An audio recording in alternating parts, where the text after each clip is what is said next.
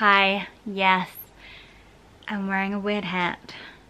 Basically, I needed to cut my fringe and I had two choices, like tiny little nail scissors and then these ones that are like craft scissors with a serrated edge, and I made a bad choice, hence the hat. We have an important topic today, so let's move on, move past the hat and strive to tackle deep and meaningful stuff. So it's been a very intense few months, right? With pandemic, with recent police brutality and murders of innocent black people, and this kind of like new wave of Black Lives Matter. And one of the things I've seen around the place has been parents being reluctant to talk to their kids about this stuff. And some people have asked me, you know, if you don't teach, how do you talk to your kids about racism? And they've maybe said, I don't talk to my kids about racism because I just seek to not influence them. And it's got me thinking, because in our household, we do have those conversations. My kids are 9 and 7, and since they were tiny, they've been able to say what the patriarchy is, what capitalism is. These days, they have a pretty strong understanding of white privilege. And I've gone, it's interesting how I feel able to really give strong messages about that stuff and not other stuff. What is the defining characteristic of a subject that means I feel okay about influencing my children's thought process? Because these people who are asking me about this, they are right. I do try and stand back as much as possible to allow my children full autonomy of mind and thought. So we don't sit down and teach them a usual set of curriculum stuff or even other stuff, but there are a few things that we do sit down and make space for particular conversations. And I'll tell you the two categories. The first category that we will give guidance around is on very practical stuff that will help our children kind of thrive and survive in this world. This is a really interesting one because there's actually quite a lot of nuance around it, and if kind of wielded in the wrong hands or with the wrong motivation, could potentially be really manipulative. So let me kind of bed into this a little bit. So this is things like when we're heading to grandma's house, reminding our kids that grandma doesn't like it when we use swear words. Usually in our household, we're pretty relaxed about swearing. We see it as providing a function. We've seen the research that says that swearing actually provides release. It's a kind of linguistic tool. So if our kids kind of want to swear, then, you know, we just don't really notice it. And actually it means that they don't really ever swear because it's an unloaded thing, you know. But when we're off to grandma's, we're like, remember that grandma really doesn't like swearing, so if you can kind of be aware of that. Or if we're heading to the library, I'll remind them that in this particular library, the librarians really don't like running or loud noises. So you might want to bear that in mind while you're at the library, because otherwise you might get told off by the librarians, which might be a little bit awkward for everybody. But this totally has to be age appropriate. And it has to be done with the true intention of freeing my kids up from an experience that might be punitive for them, rather than, I don't know, trying to just make life easy for them or not embarrassing myself as a parent. And I think this distinction is really important, because so often parents think it's okay to influence their children's behavior so that they don't get embarrassed as a parent. They think, oh, my kid does this, everybody's gonna think I'm a terrible parent. And actually we need to liberate ourselves from that oppressive feeling. That's just doesn't feel good for us as a parent or for our child.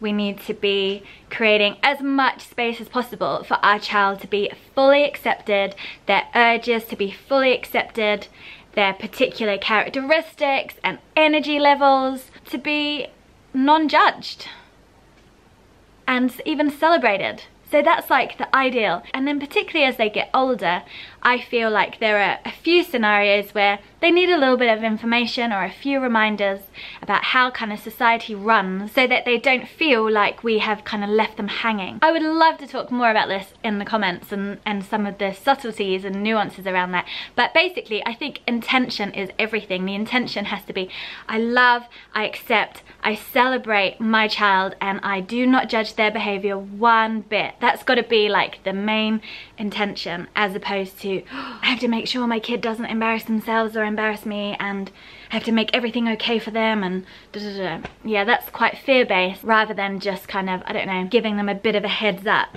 You know what I mean? Okay, so that's number one. And number two, so the second category that will mean I sit down with my kid and I give them a message that comes from me and my mind. And it is done in a spirit of power sharing, so not in a hierarchical, like, this is what we think as a family, but kind of like information sharing. And this is stuff that is about the dominant messaging that comes from our neoliberal, patriarchal, white supremacist, capitalistic culture. We are surrounded by this. It is in our media, it's out there in connections and relationships, and all sorts of information coming at our family that props up all of that culture. So we have a lot of conversations in our family which are trying to make space for another culture, a decolonized connection paradigm culture. So there's a few things that fit into that category. One is the patriarchy and sexism. So we will point out how, have you noticed in books and stories and movies, a vast majority of the main characters seem to be men? And have you noticed how there is quite often this thing where the person that rescues everyone and saves the day is a boy? Isn't that so weird? That's because we live in something called the patriarchy. And it's really important when we read this stuff and consume this stuff that we can bring critical eye on it and say, ooh, that's the patriarchy at work. We know that women and girls and people who neither identify as boys or girls can be rescuers as well. That they can save the day, that they are strong and they are courageous as well.